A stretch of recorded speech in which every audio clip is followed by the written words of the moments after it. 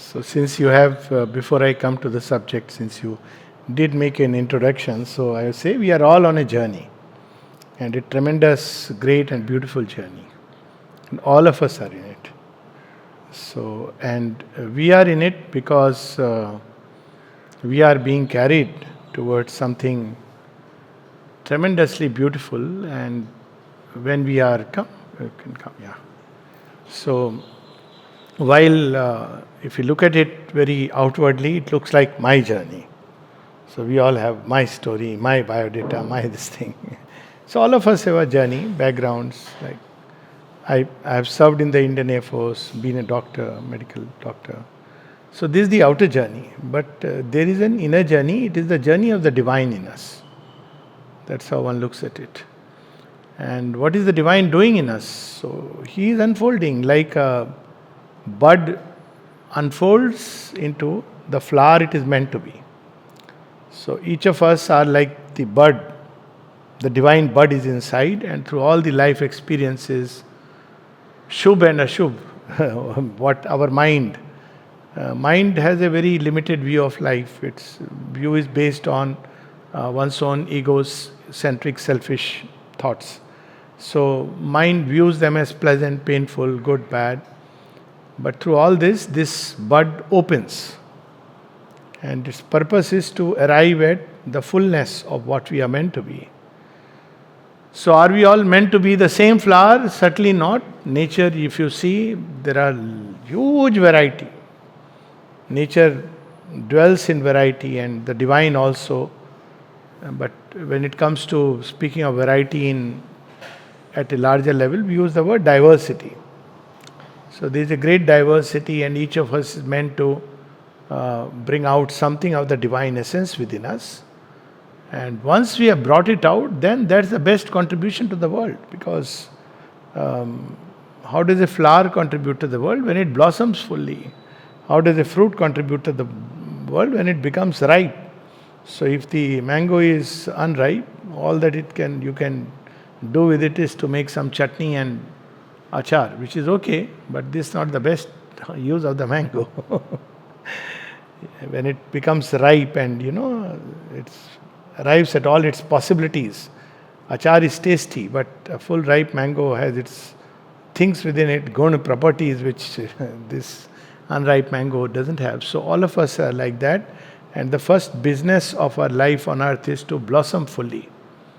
All that is in us is a divine possibility held back within because of various reasons. If somebody wants, we can talk about what are the reasons why this divine possibility is held back. Various kinds of conditionings, ideas. So it prevents the full blooming of this bud which is within us. This bud, we can say, is the individual soul. That's how we can use a term. But when we use any term, we should not be caught by the term. The problem of being caught by the term is that the moment we use a term, all these terms have their own ideas in the head. So it prevents the full understanding. And with that we can come to the subject of meditation, because meditation evokes certain ideas in the mind. What happens when we think about meditation? We think about sitting with closed eyes. First thing. Dhyan kar rahe hain. So you have closed eyes. Maybe in a certain process, in a certain posture. And along with that, we are doing some focusing on the breath, focusing on some mantra inside. So this is the general idea about meditation. But first thing first, the value of any process derives from the goal that we have placed before us. So if the goal of meditation is we are doing meditation just to be healthy, well, we'll be healthy probably, but nothing more. So health is important. For instance, there are people who do meditation for certain siddhis. There is a famous story of Swami Vivekananda when he was standing on the shore of the river Ganga, and he was waiting for the boatman. And he saw one of the sadhus who looked at him, and then he looked at him with disdain. Huh! He claims to be a sannyasi, but he is waiting for the ferryman when I can actually cross it without needing a ferryman, and he just lay in some asana on the river, and the river carried him. Very impressive. And then he comes back, why are you waiting? Don't you have this siddhi? And Swami Vivekananda's reply is very illustrative. So the reply is that, well, why waste your time, effort and energy on something which you can manage by paying 50 paisa to a fellow who can ferry you across? Okay, so this is so first thing is, what is the goal of meditation? That's most important, because when you have the goal, then process, no process, this process, that process, everything adjusts itself to the goal. We don't realize the potential of a goal in triggering even events within our system. Just to give an example, recently I was discussing with a friend about, people do with a checklist about health. I am not taking dairy products, I am doing every day this exercise, I am doing this. Then why did I have a heart attack? It's pretty common nowadays.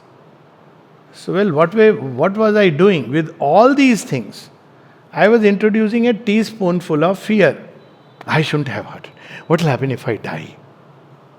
Now, what happens when you have fear? Fear triggers a cascade of mechanisms inside the body, and we can understand it in a very simple way. So, what mechanisms fear triggers? Fear, as we know, in the animal kingdom, fear and rage are two ways that one meets the challenge of actual external threat. So, supposing there is a predator, the preyed upon, the prey feels afraid, and it triggers mechanisms of adrenaline and this and that, so that it can either run or fight. Okay. Now, in human beings, you don't have external threat, but there is something called as virtual threat. So we live with fear. Oh, I may have a heart disease, I may have a heart attack, I may have this, I may have that. So what is happening is that you may do all kinds of things, techniques, methods, but fear is constantly working, which is creating a state of panic inside the system, and it's triggering release of things which is not very healthy for the system. So we must always understand that process is one of the things, not the most important thing. Most important is why we are doing whatever we are doing. That's how the mother starts her lesson on yoga. Why do you want to do yoga? And we can take several examples in history of spiritual literature. What was the mantra that Mirabai received and from whom? What was the kind of pranayam that Surdas followed? What was the method of meditation and who taught that to Narsi Mehta? Just giving some examples. So, most important is why I am doing, the rest develops, evolves. So, it's the core thing is why I am meditating. And that will make life a meditation, because it's there constantly. For instance, if my purpose is, let's take the highest object of meditation, is that I want to realize the divine. Now, it's not that when you are sitting in a state of breath control and mind control that you are realizing. Divine is always there, always, everywhere. So he understands the heart. So he is already beginning to come close to us, touch us, come in contact with us. And that contact brings what is called as, in spiritual literature, Sahaj Samadhi, though they have made even a technique out of that, unfortunately. Okay, so I am not going, somebody told me, have you done this? So Sahaj Samadhi or Sahaj Yoga, not Sahaj Yoga as something goes by the name of Sahaj Yoga, I am not talking about that. But Sahaj Samadhi is when the contact of the divine consciousness spontaneously stills us. How does it do it? It does it, there is a beautiful line in the Gita, Ashcharyavat pashyati kaschidenam. Now when you are suddenly in contact with something tremendous, it could be the sky, morning sky lit up with colors, and what happens? Suddenly there is a stillness, halt. or a beautiful moment, maybe a psychological moment, a state of aha which brings joy into the system. So we have to, that is the real thing. And all technique and process is a method to recreate those few moments. These are moments that come spontaneously. So one can do it in a number of ways. One of them is meditation. So what really is meditation? Again, we go back to the core. First is, you can decide what we want to meditate upon and meditate for. One can meditate for a number of things. And whatever I sit down or stand up and walk and meditate upon should be my background consciousness. If I want to be healthy, peaceful, it should become my way of life. It's not like half an hour I sit in meditation and I'll wake up and say, oh, I'm very peaceful. When I walk out, somebody will tell me that, look, you're looking a bit thin, are you okay? And fear is triggered, there is inside. So it doesn't work like that. So meditation is something which is done, provided in the background, something else which is more important is going on. This background state is very important. So this is the first part. Second, there are terms which I use. Now we can come to defining these terms. So there are 3-4 terms: meditation, concentration, contemplation. These are 3 terms.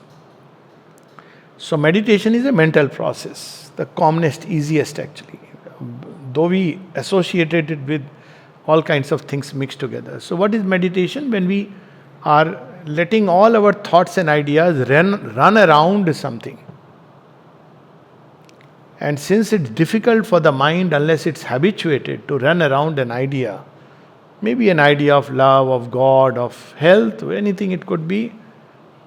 So when we read a book, what is happening? Now mind is getting accustomed to move around a certain ideas. So that's why scriptural study or, things which have a focused goal in view, they help us to meditate. Because they put our mind in a certain groove. Because meditation is running the mind around a certain idea.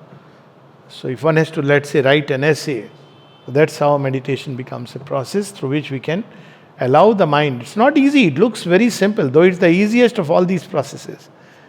But see how mind will jump. Look at a tabletop discussion between people. They'll start with something like, how's the weather? They will end up with, what's going wrong in your life. So it's not easy to keep the mind onto, and the ability to bring it back onto the subject or approach the subject from as many viewpoints as possible. It's quite an exercise and can be taught to children.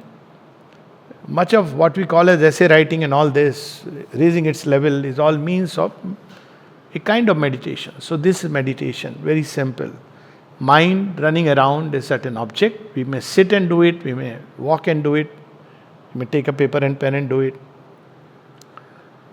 Easiest, but limited in its results, naturally. So then there is contemplation. Contemplation is we pick up an idea. We don't let the mind run around it. We just hold the idea within, literally like a hen sits over egg and hatches it.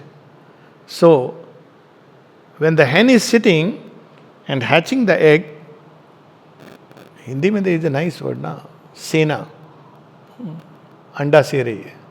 So what is she doing actually? She is waiting, expectantly waiting, like a mother is holding the baby in the womb, expectantly waiting.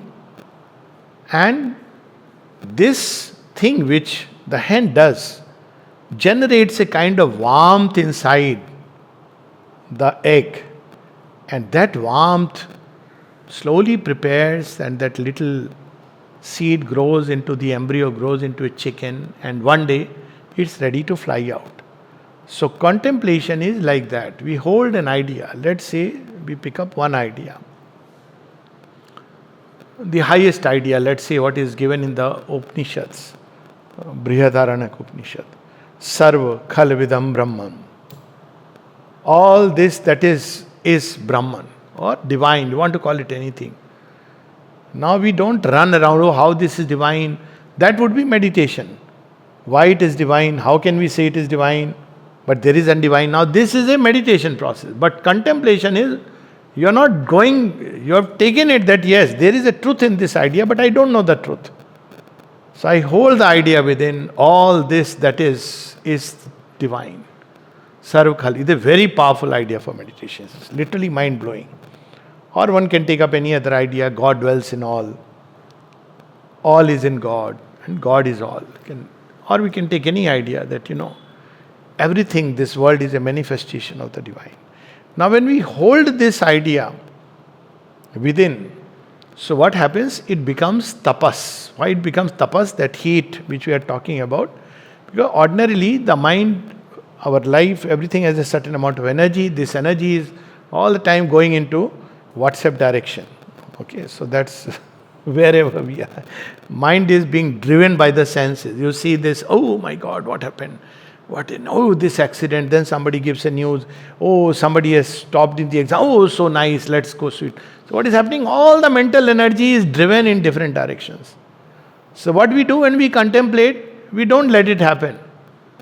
Because all your energies are now turned toward this idea, whose meaning, whose real sense we don't know. We just know that there is an idea like that. Very powerful idea. That's what is there in Savitri, a prayer, a master act, a king idea. So we hold that idea within, and as the mind runs in whatever direction, we bring it back. No, this is important to me. So in the beginning, the mind will run and you'll bring back, mind will run. So you need a special process, sit down and say, okay, half an hour I am going to dedicate to this idea. In half an hour, maybe 5 minutes one will be able to dedicate. If one is sincere, then slowly, automatically this will increase. And if one is still more sincere, then slowly this idea will, like a chick grows or like a baby grows in the womb. Initially you don't know, only the mama knows that there is a baby, then the dad and the laboratory where it has been tested. But slowly the baby begins to kick from inside. Now this is where the idea begins to get over us. It begins to dominate us. How does it dominate us? Now, initially one is just holding it. It's just a mental idea. One doesn't know what it means. Don't make any rules about it and see how it will dominate. So somebody says something you don't like and you are about to react, and suddenly this idea which is beginning to dominate will say, this too is divine. Now your reactions will begin to change. Because now the baby is growing. So you begin to prepare that, I think couple of months more, time is nearing. So what do mom and dads do? They start arranging. They get pram, they get things, because now the baby is going to be born.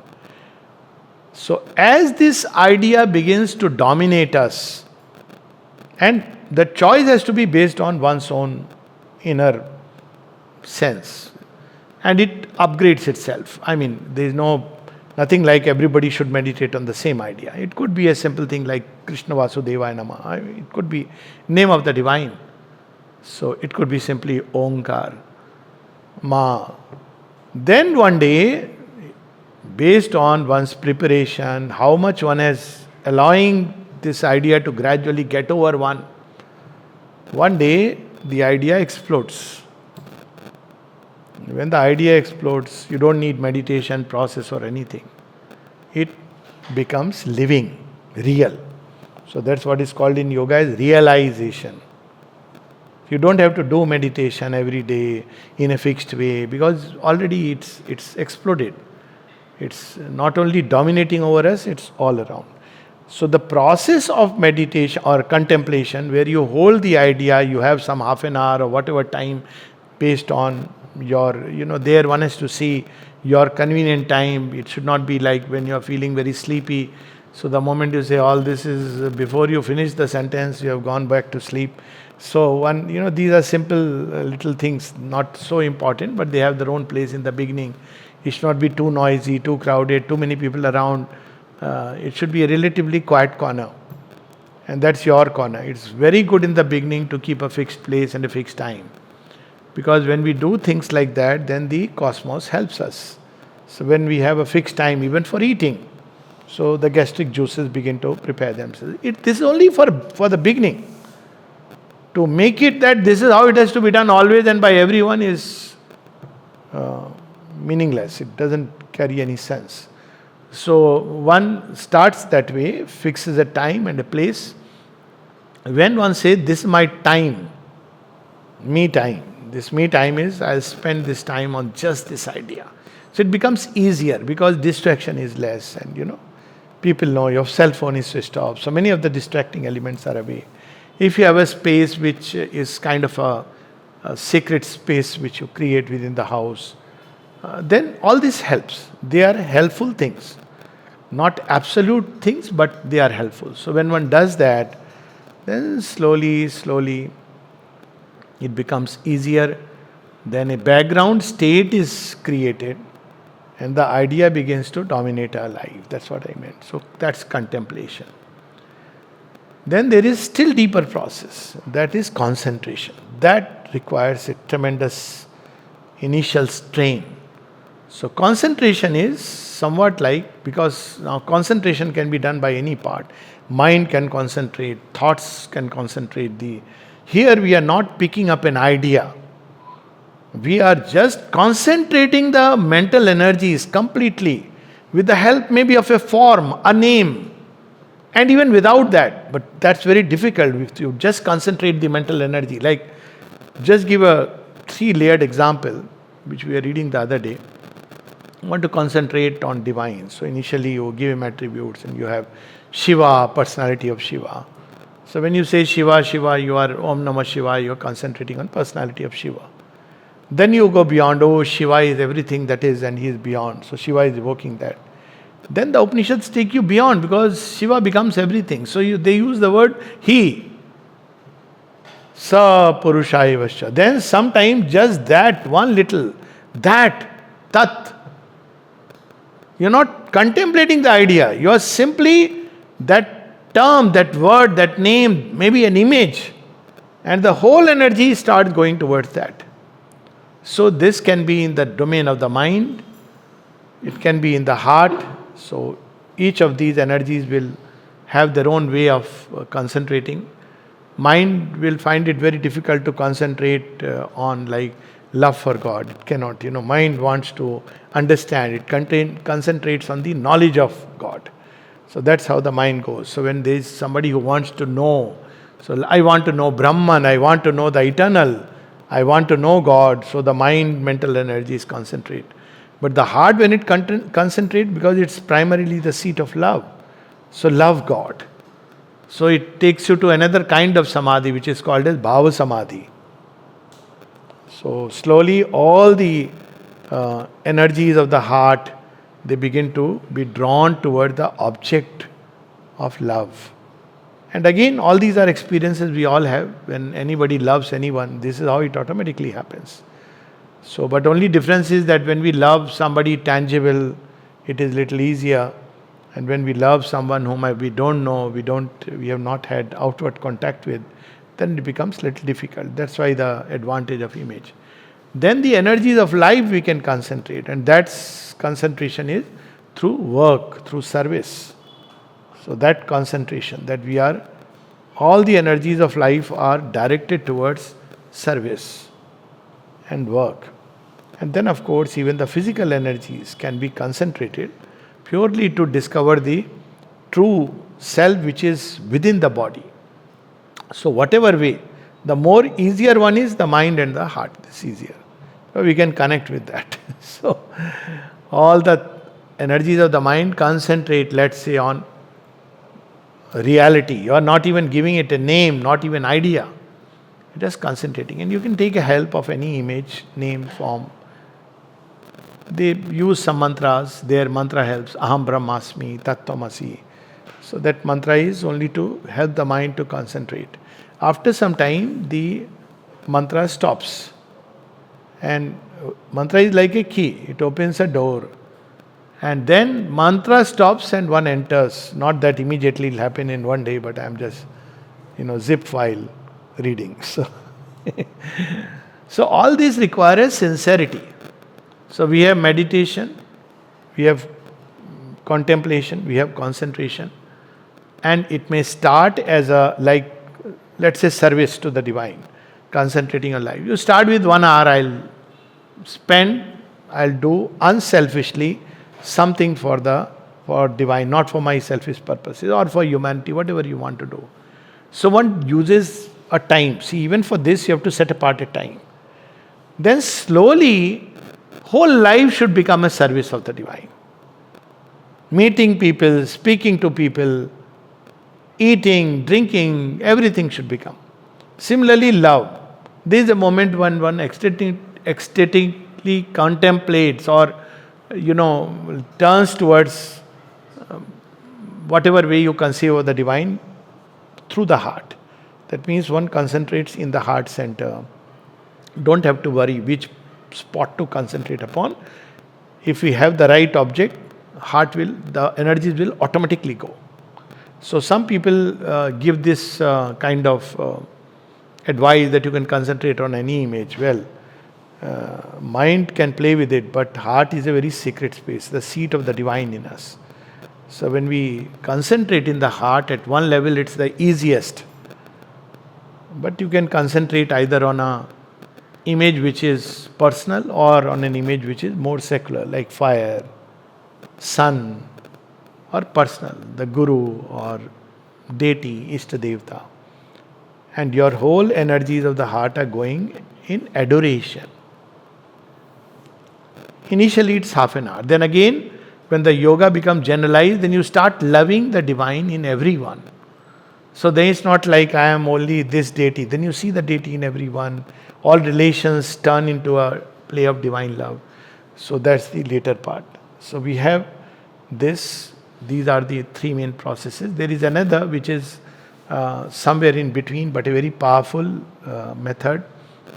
It's a method because initially what happens, all the energies are engaged in surface activities. So it's not so easy that immediately I'll turn them towards the source or any big object. So one has to learn to detach from the surface things. So that's what is called as the Sakshi Bhav, witnessing.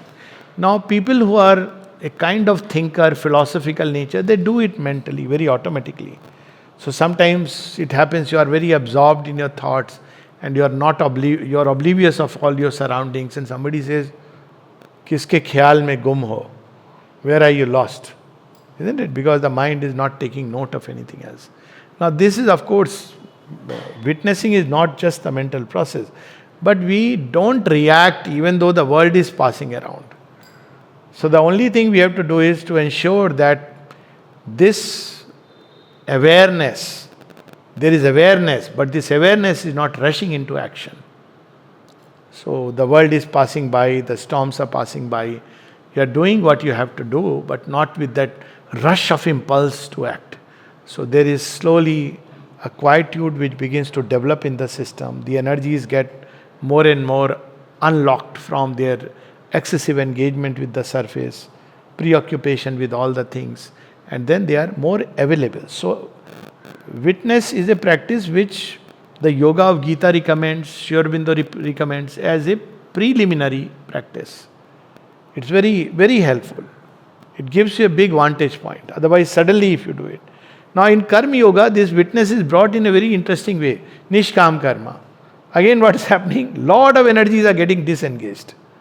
Because normally we are doing karma with the idea of result, effect. So our energies are tied to the surface all the time. What fruit is going to come? Did I get appreciation? Did I get my pay raise? Did I get a package? So ultimately, all the energies are locked in that, and everything is not even available for action. And it deviating my action actually. Because action should be like the welling from your depths. That's how the yogis act. The yogis don't act that, oh, what am I going to get out of this?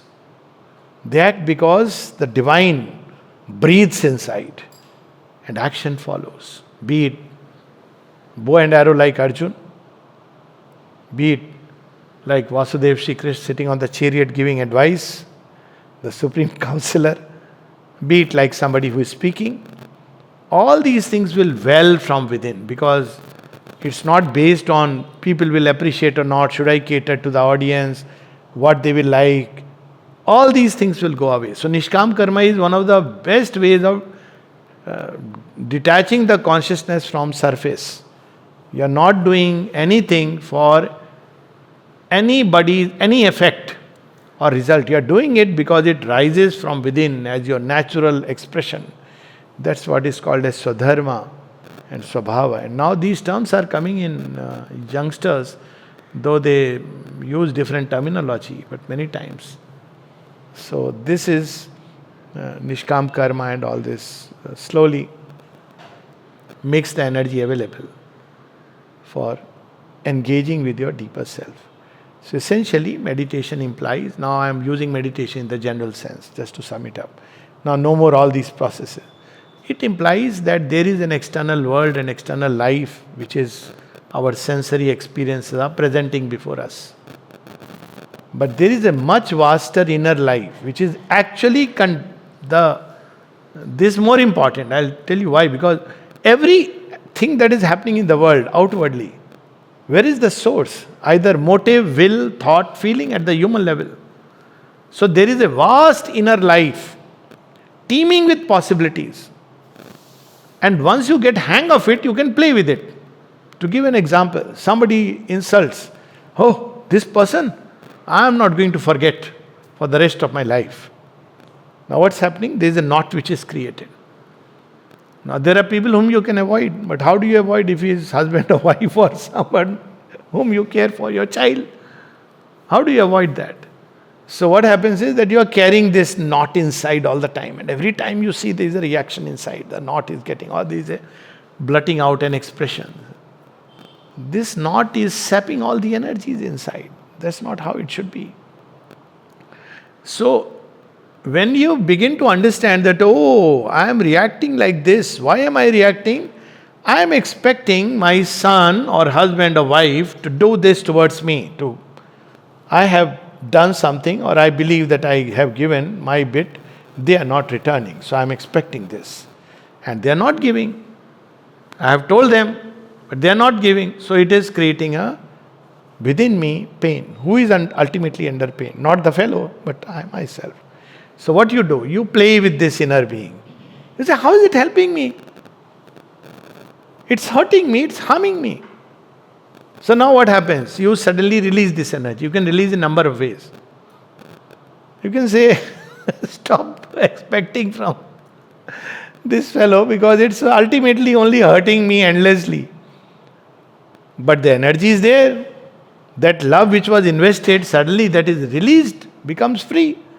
So you put it in some very fruitful direction. Maybe a work which you loved doing, you have always wanted. Say a housewife, she suddenly picks up a work which she had always wanted, picks up a hobby. I'm talking of a very surface level. Now, if one is practicing yoga, then one directs it towards the divine or some divine service work. Then suddenly you see that you are filled with so much of energy which was missing. Why? Because that knot has been opened. So you have played. So yoga here becomes a means of playing with your own inner energies. That's one of, just like a scientist. He knows that if you do this combination, it will work better. So when you play with your inner energies, you catch hold of them. So one has to become conscious of what's happening inside. If one is living on the surface, one cannot become conscious. But behind this play, which is one part, there is a still deeper layer. And that's what is termed as the divine. That there is something still deeper which is the origin of all this. So how is the divine connected with all this? Divine is the origin. Well, there is a term used in the Gita, Swabhava. So he presses upon all things, releases energy. It's like you go and take quota. Prime Minister has released the fund. So many crores. Now the minister who has taken the funds, he says, hello, you are allocated out of 10 crores, 2 crores, 1 crore, like that. He says, I must keep my cut. He keeps his cut. Then he gives to the contractor. Contractor keeps his cut. Then to the outer worker, he keeps his cut. So what happens? What is suffering? Quality. How does he manage? He manages by mixing all kinds of things. Same thing happens with our being. The divine gives energy, and as it enters into the domain of ego and desires, so you see how much energy is sapped in just satisfying desires, in fulfilling demands of the ego. So ultimately, what comes out is a very distorted than what we wanted. We wanted harmony, but what is there is harmonium playing Besura Rag. So, okay. Why? Because the ego and desires are distorting. So, starting from the divine, entering into the human inner being, then the outer. So, the result is very different. So, what is yoga? Reconnect with the source. Remove all these middlemen. Tell them, be quiet. So when they become quiet, so one of the fundamental practices is to just teach the mind and desired self to become quiet. So people say, how will I act? You will act much more powerfully. Much more powerfully. Because you are quiet. So now this infinite energy, infinite power is rushing through the system. I give this example, Sri Aurobindo writing 35 volumes. I mean, it's amazing of that kind of highest quality of work. Because then all this energy which was subbed into all these things. So quietude is another basic practice of, these are all allied. Meditation is a package, not a $1,000 package, but a 1,000 actions package. So if we are leading a life of desires and wanting only to enjoy life on the surface, then there are meditations like that where you pay a huge amount of money, learn some technique and come back, you're very happy about it, that's okay. But that's not what is true meditation. It has a very limited utility. Meditation for achieving success, 7 steps to success. True success is to fulfill God's will in us. True success is to blossom, to be what this deepest self wants in us. So meditation in a general sense implies that step behind the outer surface into the inner being, step further behind, within, into that sanctum sanctorum where the divine presence resides. Come in contact with it, and that let everything flow from that. This is the highest object of meditation. So much so that you become one with that.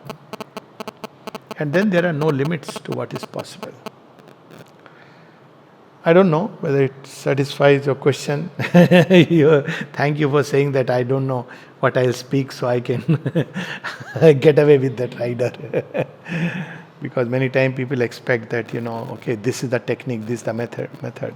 But truly speaking, that's not so important. That's how life and work become meditation. This is how it becomes. And it cannot be done mechanically. You can't force somebody to do it. It should catch you from inside. It should be meditation is an act of joy. It's not an act of, oh my God, this is my meditation time and I have to sit bolt straight. And then how much times? 1 hour I have sat today, so nice. Who are we fooling? God? It should be a joyous process. Sri Ramakrishna used to give this example. If you churn water, will you ever get butter out of it? You can't get butter out of it. Similarly, if a hen sits for a very long time on an artificial egg, so only techniques are like that. You sit for your lifetime, it's an artificial egg because it has not caught your... So that's why prepare oneself. That's why Swami Vivekananda says, again from the Upanishad, first read, think, meditate, then it becomes your life. And of course, arise, awake and stop not till the goal of that comes later. So that's why reading in the company of those, satsang, all these things prepare us. Till one day we feel this is the object worth pursuing. Otherwise, one may sit in meditation as a technique.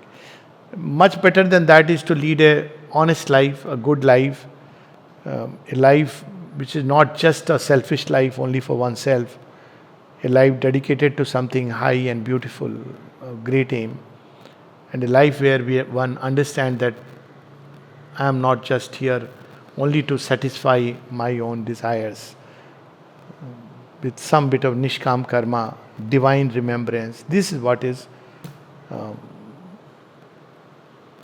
till one is taken up by that.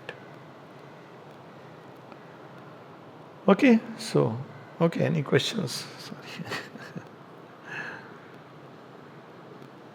One of the most powerful means of meditation or contemplation or concentration is God's name. How do you meditate on God's name? The glory of God in 1,000 ways. Lalita Sahasranam, Aditya Sahasranam are basically that. Names of the divine in whatever way, it doesn't matter, you can pick up any God. They'll fit everywhere. How do you contemplate on God's name? On just hold the divine name within and what he represents for you. That's enough. And how does one concentrate on God's name? Then you are not even thinking of attributes. That name becomes a door. That's why I see all the avatars say like that, which people don't understand why they are saying. Christ says, I am the path, I am the way. No, I am the way. I am the door and I am the way. Buddha says, Buddham Sharanam Gacchami. Shri Krishna says, I am the door and I am the way or the goal. Mother says, I am the door and I am the way. Because then it is no more this attribute, this aspect. She becomes a door. And then you discover her everywhere. And life becomes so beautiful. Imagine being with the divine wherever one may be. Can one be ever afraid of anything or anyone? I've been in the Air Force. I know what situations can arise. And anybody who has seen life past 30 knows if you are cross 60, you know challenges of life. But once you walk with the divine, you know that the divine is with you. Nothing. It's all. So it's a very powerful thing. Even for life, people, I don't know why they keep yoga for post-retirement. Post-retirement, the only place you can apply for is now there is a Pradhan Mantri Pension Yojana. So you can apply for that. Or you can apply for booking in foreign countries, you have to book a place even for the graveyard. Because, in Japan and China, they are even destroying. In India, we knew this long back. There will be a population problem. So burn and bahav the asthi. So, that same spot is available. Madikanika Ghat. You have seen? Madikanika Ghat in Varanasi. You have seen? At one day, hundreds of... More than that. Minimum, that's there, but then many dead bodies come and they are, it's... So, the point is that one should know that life is brief and time is fleeting and we should put it to the best possible use. That's the most sensible way to look at life. That all these enjoyments which today I am having, after all, they are not going to forever give me pleasure. It's okay. That's why in India there was the system of this, that initial ashram which was brahmacharya ashram. You are just equipping yourself. Then grahastha ashram, you've seen. Then there is the vanaprastha and then the moksha sannyas. Basically it's like graduality. Okay, one has played with life, seen a little bit. But even during that phase, if you do it nicely, not just for your own, only thinking about yourself, then it doesn't work. But if you have lived it in a nice, beautiful way, then you are prepared for the next level. So, if you have to play a game, play at the highest level. What's the point of playing Mohalla cricket? Unless you are planning one day to play for the IPL. Otherwise. So, yeah? One question. Yeah, please. So we have used the analogy of the ministers taking cut. I really resonate because it feels like when I look within, there are so many of these ministers who have taken power and have given them that power over many years. Yes, yes. It feels like they are not backing down. They're like, you give me the power.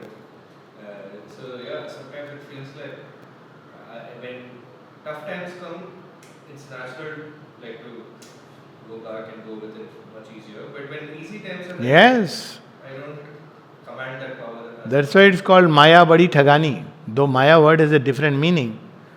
But Thagani is like it cheats you.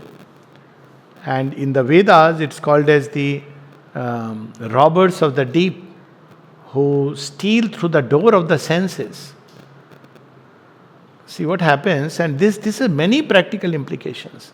And I keep telling people a simple thing like porn addiction. So people don't know. They say, I am getting pleasure, gratifying parties. So I tell them, yes, but you know what you're losing? What am I losing? I am enjoying. I say, what you're losing is the capacity to love. And if you observe carefully, emotions, the moment you see, let's say a man sees a woman or a woman, a man, because you are habituated, addicted to something, it immediately gravitates to that. Whereas when you have learned that it's not about pleasure, then love has a chance, and love makes life beautiful. So, even in the most practical way, to understand that they are stealing, robbing, and as Sri Aurobindo puts it in Savitri, they imitate and steal and wearing names divine. No, people use the word I am in love. What they mean is, we all know. So, yes, the senses is one. First, they are waiting, sensory level. Oh, money has come to build a bridge. We'll build it on paper. No bridge. Or we'll make sure that what happens after 20 years, let it collapse. I have got my cut. This short-sightedness. Because life doesn't end. This is based on this Asuric idea that there is no divine element in creation and all is a play of desires. That's how the Gita describes the Asura's doctrine. That life is a field for desire, but it raises many uncomfortable questions which cannot be answered. That's a different subject. But if there is divine, then there has to be some kind of alignment to the divine will. Otherwise, one day, Babaji will catch you and your house is in danger. Sorry to use a political terminology. Huh? Bulldozer aayega. Yeah, that's how life operates. You made a big house, you made a big life. One day, karma catches. That's what karma is all about. One day, catches it, Shani Maharaj ki drishti. Now, that's actually a purifying process. If you look at it, it's a process through which you understand that, well, I led my life in the wrong way. Maybe I should lead it in a better way, humbler way. But how many do that? Most people break down. They curse God. Okay. Yeah. Yes, there are many robbers. 4 kinds are described. Let's not talk about them. Deadly fellows. 4 kinds of robbers. Yeah. The Vedas describes it. Sri Aurobindo speaks about it. There are those that are coverers. They cover you. There are those that tear you like wolf.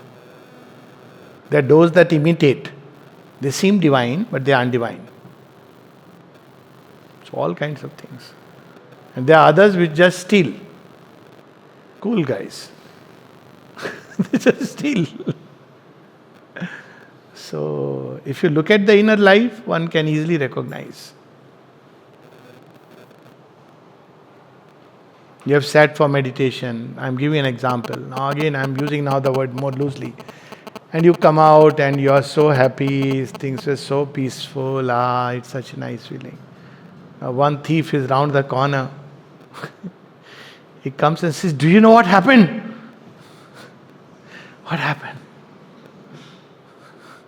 Oh my God, Now what has happened? He has stolen human instruments, unfortunately. All kinds of instruments are there. Human instruments. Often I tell them, wait, at least the fellow, you can wait for some time. Let him walk out of the ashram. Go to the house. Why are you so keen? The people who are constantly throwing upon us those, they test us on the way. So they are throwing those ideas, suggestions. Alok, is everything okay? You see, my name is all okay. ALOK. So, no, you are looking little thin. I said 20 years I am hearing this. My weight is pretty much the same. Then when they press too much, then I say, look here, I don't believe in quantity of life, I believe in quality of life. I'm quite happy with the quality of life. Quantity doesn't matter. 39 years of a Vivekananda and 78 years of Sri Aurobindo are worth 1000 years of an ordinary human life. So it's okay. Let me focus on the quality. And let the divine take care of the body. But that's how it is. They are there, waiting round the corner. And then everybody becomes a doctor in India. Your eyes are looking yellow. They are my funny moments, but I can understand some people get caught up. So that's why inwardness, witness, all this helps. You just smile, walk through. Don't take people and the world seriously. Don't take even yourself seriously. Don't take even the divine seriously. He is all delight, raso vesa. If you don't take things seriously, you are much more likely to go faster, happier, and arrive in a beautiful way. If you take it seriously means I am attaching too great an importance to things which actually have no importance. How do we know? There is nothing which is not permanent has very little importance. That's how I look at it. So in temporary events also, the permanent part. So I have my own explanation of this from the Kathopanishad. Nityo nityanam chetanas chetananam eko bahunam yovidhatati kaman. So that which is eternal in the transient. So generally it is taught these are transient, temporary things, don't focus on them. Think only of the permanent. But is the permanent disconnected from the transient? No. It means that if I am in a relationship, I will focus on love and keep refining it. You see what has happened? I am not bothered if the person is nice towards me, not good towards me, angry towards me. My focus is on perfecting this love inside me. Refining it. By the way, I am not advising this for do it only as they say with a disclaimer below. But this is how Nityo Nityanam. So what is important? In any relationship, I am taking example of relationship because it's one of the commonest cause of suffering in the world. People don't talk about it, but it is the one cause which takes a big toll on human life, and nobody talks about it. People talk about loss of money, they talk about loss of this. So, what does it mean? So, people say, oh, that's how human love is, turn towards God. Now they wonder, where is God, what is God, how to turn towards God, how to love God. This is another problem. Now you have to love somebody. But the other way is that in a relationship, and I can ask this, any relationship, broken, whatever at the end, something is there always in the core, and that core is love. It may be just a grain of gold, small little. And people treasure it. They treasure it all their life. I have seen it. That little element, dust gathered around it, agreed. Focus on that gold and not the dust. It may be a small bit. Somewhere it may be an ingot of gold. Somewhere it may be just a little grain of gold. And for that one has to go back. Unfortunately, so much dust gathered that one doesn't want to, So this is called focus on the permanent. That's why Sri Aurobindo says, no effort, upward effort is ever lost or wasted. So it doesn't matter how you were meditating, whether you sat correctly, not correctly. What was behind it? The aspiration. That is going in your hundi. You may have done all kinds of non-techniques. But what was going in the hundi of the divine effort is that little aspiration. That aspiration will explode. That's why Sri Aurobindo speaks of aspiration. He doesn't speak about the methods of meditation. Aspiration is a bad thing. Huh? Aspiration is a bad thing. For? Having aspiration for something is a bad or a good. No, so we have to understand the difference, because aspiration, often people think something external. So by aspiration is meant, there are two movements of nature or energy within us. One is upward and the second is outward, horizontal. The Gita puts it in slightly different way. So aspiration is always when something is going upward, and desire is something which is going outward. Now let's take an example. You are doing a work. So desire would be that I must rise to a higher position, or I must get a bigger pay package. Aspiration is whatever I am doing, can I do it even better? Excellence. So excellence would come from aspiration, and ambition would come from desire. Problem of desire and ambition is it slowly begins to, that's one of the robbers. It begins to completely distort the path and the journey. Why? Because if you have ambition, then what one does next? Oh, I have observed, basically this fellow, he goes and he does sweet talk to my boss. I should start doing that. Then, as you know, Faujis don't do that, but it is generally shown. Ki sahab ka kutta, you take the doggy out and take the dog out, and you have earned a brownie point. Oh, you're so good. So all this is actually diverting me from the real joy which I would get if I do a work really well.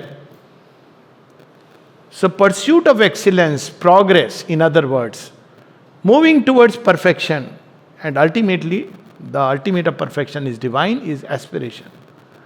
Wanting certain external objects, temporary benefits, gains, is desire. So it's not about good and bad. As we can see, desire and ambition gives you a drink which tastes very sweet in the beginning, but it turns into poison as we go through it. Aspiration, pursuit of excellence, progress, perfection, the taste is not very good, but as you go through it slowly, it turns into a sweet nectar. That's how it's described in the Upanishad, and it is so true in life. Whatever is done under stress of desire and ambition will bring that immediate kick, but slowly it tends to, because then you want more, you reach a plateau, you start doing things somehow to get into that. You strain. I know people who have succeeded, but at such a loss. Their family life is wrecked, everything is wrecked. Whereas when you want to do things better, you get your immediate reward. Forget about somebody appreciating or not. Generally, you will also get success, by the way. Generally. But even if you don't get, you feel very happy with that. Oh, as a doctor today, I was like, true to, I didn't miss something. I'm just giving you one example. I feel very happy inside. Whereas if I'm doing for money, doctors, I'm giving an example, then what happens? All your ability to diagnose correctly, all this begins to be lost because your eye is on, okay, I'll send him for CT scan, MRI, and if I prescribe this drug, this company. Now what is happening is, you are losing your capacity as a healer. But when you do it with the idea of that, well, medicine is my expression or gift to the world because God has given me this, then patients will come. Ultimately, people will come to you. That's the difference.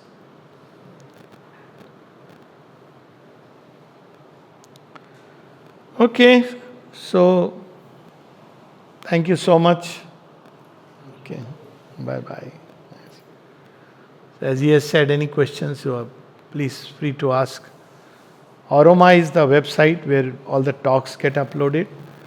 One can send a question there also, but any question directly, same day will reach me is Ask Alokda.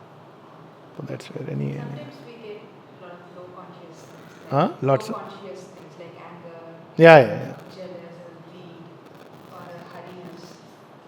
We know that it is wrong. Mind says it is wrong, but sometimes vital takes control over the mind and it reacts. And again, we try to come back. But how should we? Why is it wrong? Anyway, See. the harmony is going on. So this is where the whole problem is. We have heard it is wrong. Now, once we understand why, so it's not about moral things. Basically, I am losing out. It's counterproductive. So then, what we do? There are a number of things. Though we have a nice talk on anger, on aroma in details. But basically, as I said, you can start playing with your nature now. Once you understand, then in the beginning you had the anger and you realize it's wrong. This is not how it should be. You have put a red flag. Next time it's coming, you say this is going to be counterproductive. And so you turn your mind away. If you stay in front of that person, sure enough, you had it. So just move away from that scene. Just allow, these are impulses. They will rise like this.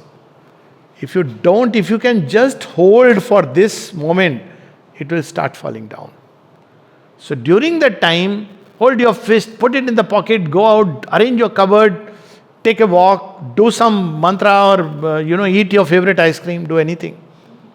Just make sure that there is a time beyond which it passes off, because intensity of impulse, any intensity, even good intensity or bad intensity, nature is not geared to hold it for a long time. Unless you habituate it to background of anger. No, generally nature cannot hold. So just make sure you don't keep expressing it, then it becomes a groove. So just divert the mind onto anything. Move away from that site, which is, it's not a question of justifying yourself and if you can't move away, just turn away, refuse to speak in that state. So after some time, it will become quieter. Third is, develop a more generous attitude towards life. People are imperfect. Why am I expecting perfection from everyone around me? I am also imperfect. People are imperfect. So it brings a certain kind of generous tolerance about life. You accept each other's imperfections. Not that you don't strive towards perfection, but only you can strive for your own perfection. You can't ask somebody else. So it brings a sunny tolerance and makes a generous attitude. People are what they are. I can't change them, so let me work. So focus shifts. Instead of changing others, I change myself. And then at the fourth level, you can, as I said, like an alchemist, change the reaction. You're getting angry. What happens? See, in a marriage setting, it happens like that. If you're married for a long time, then either husband or wife, and one partner is getting angry. If you have sustained the journey, okay, if you have celebrated silver jubilee and probably golden jubilee together, then what happens? What do you see? Oh, he's like that, isn't it? इसका क्या करेंगे? He's like that. So you have developed a different response, but he is not just this, no. He is nice guy also. Takes care in some way. So you ignore that part. You can even give a different response. That see how much he is also suffering, no. So you begin to love and compassion. So all these are various ways. Okay. Thank you so much.